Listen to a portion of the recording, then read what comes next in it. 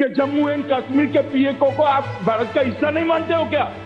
Aggressive ना हो, जान दे देंगे इसके लिए। क्या बात कर रहे हो आप? एग्रेसिव होने की क्या बात कर रहे हो? जान दे देंगे इसके लिए।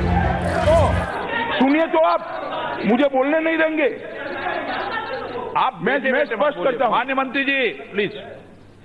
मैं जब जम्मू एंड कश्मीर बोलता हूं माननीय सदस्य, इसलिए एग्रेसिव हूं कि जम्मू एंड कश्मीर के पीएको को आप भारत का हिस्सा नहीं मानते हो क्या? एग्रेसिव ना हो, जान दे देंगे इसके लिए। क्या बात कर रहे हो आप? एग्रेसिव होने की क्या बात कर रहे हो? जान दे देंगे इसके लिए।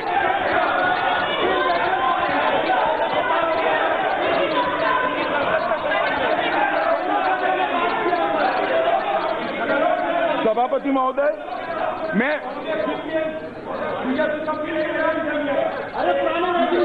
अधीर रंजन जी बैठ जाओ भाई, बैठ जाओ। माननीय सर प्लीज। सभापति महोदय, माननीय प्लीज प्लीज, आपको मैंने इजाजत नहीं दी है, प्लीज बैठ जाइए।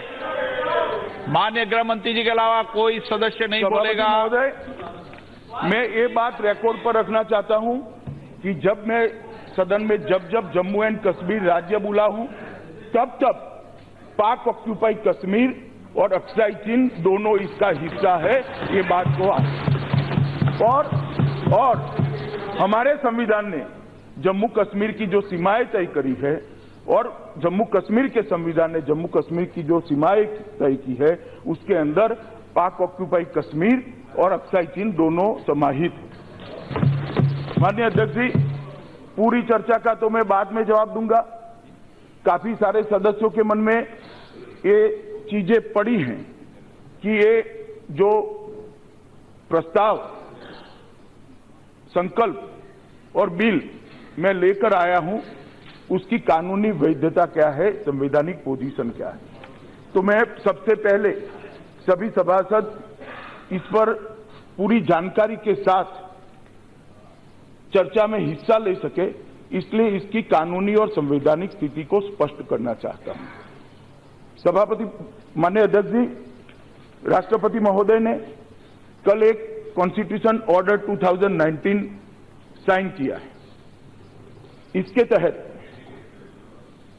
370 1D, अनुच्छेद 370 के 1D का उपयोग करते हुए ये एक संवैधानिक ऑर्डर उन्होंने पास की है, जिसमें भारत के संविधान के सारे अनुबंध जम्मू और कश्मीर के संविधान को लागू होंगे और इसका मतलब है कि 35 से चली और 367 और 370 1D को एक साथ में पढ़ते हुए जो अधिकार प्राप्त होता है, वो अधिकार के तहत राष्ट्रपति महोदय ने एक जहां जहां भारत के संविधान में कॉन्स्टिट्यूएंट असेंबली ऑफ जम्मू और कश्मीर लिखा गया है, वहां पर इसको जम्मू और कश्मीर लेजिस्लेटिव असेंबली पढ़ा जाए, इस प्रकार का भी इस कॉन्स्टिट्यूशन ऑर्डर के अंदर उल्लेख किया है। और एक रेजोल्यूशन है जो मैंने अभी पढ़ा, जिसके तहत धारा 370(3) का उपयोग करते हुए कश्मीर के अंदर कश्मीर के बारे में जो 370 का उपयोग हो रहा है, इसको सीज करने का एक प्रस्ताव, अगर सदन इसको अनुमति देता है तो राष्ट्रपति महोदय कल या परसों उनकी अनुकूलता से इसको साइन करके गैजेट में प्रसिद्ध करेंगे। और तीसरा, बाइफर्केशन एक्ट लेकर मैं आया हूं, इस पर मैं बाद में बताऊंगा। सभापति महोदय, एक सवाल कल भी अपर हाउस में उठा था, आज भी काफी सारे सदस्यों के मन में ये बात है कि भाई ये अधिकार कहां से प्राप्त होता है। मैं सारे सदन के उपयोग के लिए आर्टिकल 370 जो है, आर्टिकल 370 की धारा 3 को पढ़ना चाहता हूं और सभी सदस्य इसको ध्यान से सुनिए। Notwithstanding anything in the foregoing provisions of this article, the President may, by public notification, declare that this article shall cease to be operative or shall be operative only with such exception and modification and from such date as he may specify. राष्ट्रपति महोदय को अधिकार है एक notification निकालकर धारा 300 पढ़ता हूं पर बैठ, अरे बैठो जो, अरे पूरा सुनिए भाई, पहले सुनिए, बैठिए। आप जो पूछेंगे सब चीज का जवाब दूंगा बालू साहब। मन में सोचते इस तरह से दुनिया नहीं चलती है, संविधान के हिसाब से चलती है। आप मुझे पहले सुनिए। सभापति महोदय, इसका मतलब ये होता है कि धारा 370(3) का उपयोग कर राष्ट्रपति महोदय 370 को सीज कर सकते हैं, संपूर्ण तरीके से सीज कर सकते हैं, ये इनका अधिकार है। मगर उसमें राइडर डाला हुआ है, provided that the recommendation of the constituent assembly of the state referred to in clause 2 shall be necessary before the president issues such a notification। तो राष्ट्रपति महोदय तभी ये नोटिफिकेशन निकाल सकते हैं जब जम्मू और कश्मीर की कॉन्स्टिट्यूएंट असेंबली का अनुशंसा हो।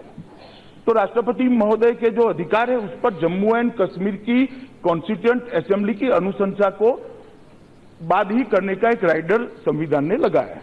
अब मैं आता हूं मान्यवर कॉन्स्टिट्यूएंट असेंबली को। मैंने जो पहले उल्लेख किया कॉन्स्टिट्यूशन ऑर्डर 2019 निकाला है, इसमें राष्ट्रपति महोदय ने 367 रेड विथ 371D इसका अधिकार का उपयोग कर constituent assembly means legislative assembly Jammu और कश्मीर ये शब्द प्रयोग किया है। तो अब ये अधिकार आता है जम्मू और कश्मीर लेजिस्लेटिव असेंबली के अंदर कि वो राष्ट्रपति महोदय को अनुशंसा करे कि आप ये अधिकार का उपयोग कर सकते हो।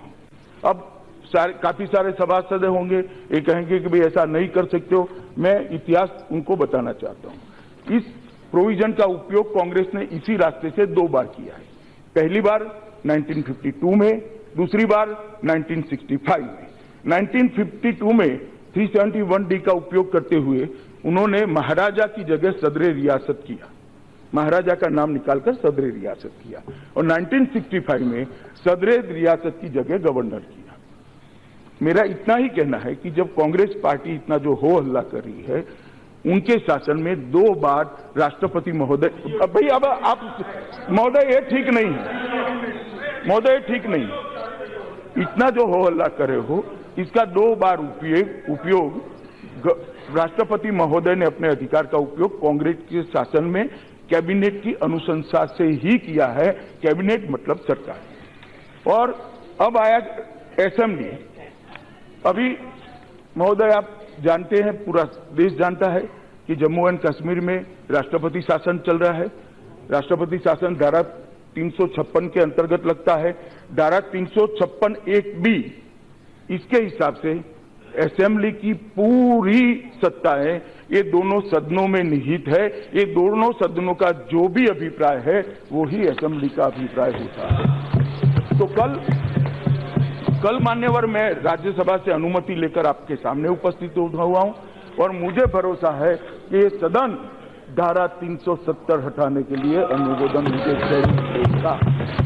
ये दोनों चीजें जो मैंने रखी है ये संविधान का किस अधिकार के तहत राष्ट्रपति जी ने और भारत सरकार ने ये संकल्प और ये बिल मैं लेकर आया हूं, इसको समझाने के लिए मैंने सदन के सामने रखा है। इस पर जो भी विवाद हो सकता है, जो भी आपकी तकलीफ हो सकती है, इसका जवाब मैं जरूर दूंगा, तसल्ली से दूंगा।